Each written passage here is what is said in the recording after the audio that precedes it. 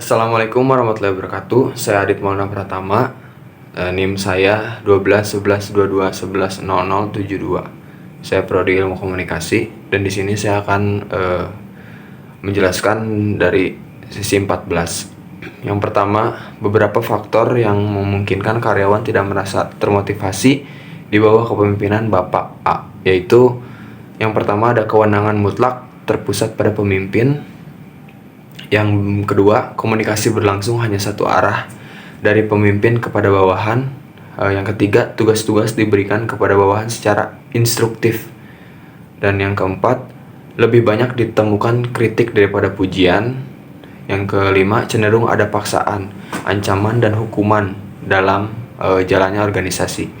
Dan yang keenam, bawahan atau anggota tidak memiliki kesempatan untuk memberikan saran, pendapat, dan pertimbangan. Yang ketujuh, disiplin organisasi sangat kuat.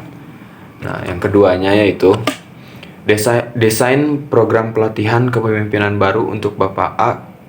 Yang A, meningkatkan kemampuan dalam menetapkan arah dan tujuan organisasi.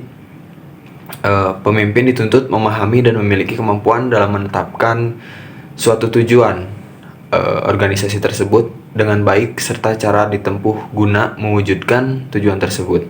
Banyak pertimbangan yang harus dipilih dan ditetapkan agar tujuan bisa dicapai. Di sini pemimpin juga harus bisa menggerakkan bawahannya untuk mencapai tujuan tersebut.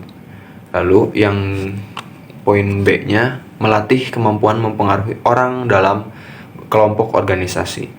Kemampuan mempengaruhi orang lain tidak hanya didasarkan pada instruksi dan wibawa semata, namun juga melibatkan kemampuan dan integritas diri seperti jujur, dipercaya, konsisten, apresiatif terhadap orang lain, dan komunikasi jelas. Yang poin C-nya yaitu meningkatkan kemampuan menyusun dan membuat strategi. Seorang pemimpin dikenal sebagai ahli dalam membangun dan menyusun sebuah strategi. Kemampuan menyusun strategi didukung oleh kapasitas dalam menguasai medan, membuat dan menyusun skala prioritas, dan mampu membaca atau memprediksi perkembangan masa depan. Lalu, poin D-nya, melatih dan meningkatkan kemampuan menjadi mediator dan motivator. Pemimpin harus berjiwa objektif, jujur, dan adil. Pemimpin juga harus mampu mendorong rekan, bawahan, dan jaringan kerjasama guna mencapai tujuan bersama melalui kerja maksimal dalam suatu organisasi. Kepemimpinan modern membangun dan menjalankan roda organisasinya melalui sistem bottom up atau pola bawah ke atas. Artinya, tiap pengikut dan bawahannya mempunyai peluang yang sama diberikan kepada pemimpin dalam mengembangkan kemampuan dirinya sendiri. Oke. Nomor 3 yaitu proses implementasi program pelatihan kepemimpinan baru di perusahaan XYZ.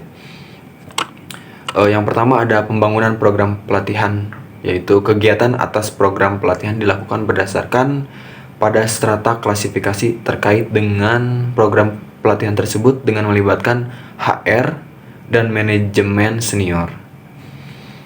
Penetapan klasifikasi dilakukan berdasarkan pada tingkat atau level kekuatan atas kapasitas kepemimpinan tersebut.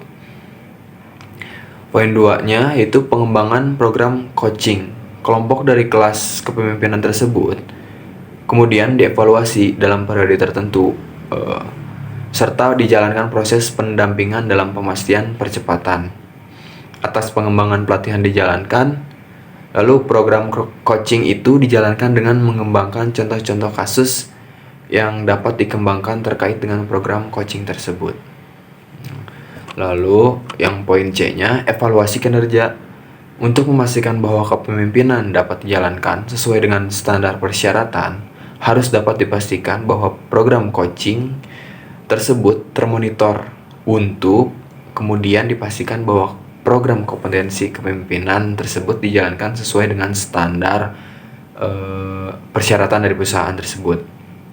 HR dan manajemen senior berperan penting dalam evaluasi ini. Atas laporan dari mereka akan membantu dalam proses evaluasi gaya kepemimpinan baru Bapak A tersebut. Lalu, poin yang keempatnya, Ada beberapa poin yang akan menjadi fokus untuk memastikan pelatihan ini berjalan dengan baik dan efektif. Yang pertama ada kinerja perusahaan, membandingkan pencapaian perusahaan sebelum dan setelah pelatihan dilakukan. Dan yang kedua, B. Kenyamanan karyawan. Semua keadaan yang terjadi yang berkaitan dengan hubungan kerja, baik hubungan dengan atasan maupun sesama rekan kerja, ataupun hubungan dengan bawahan dari perusahaan yang paling nyaman hingga perasaan yang paling tidak nyaman dan individu lain belum tentu bisa merasakan.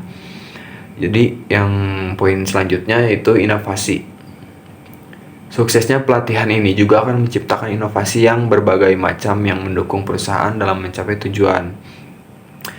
Yang terakhir adalah integritas, yaitu pondasi utama dalam kepemimpinan yang kuat. Sebagai seorang pemimpin harus memegang teguh nilai-nilai yang benar dan bertindak sesuai dengan etika kerja yang tinggi. Mungkin segitu saja jawaban dari kasus tersebut. Wassalamualaikum warahmatullahi wabarakatuh.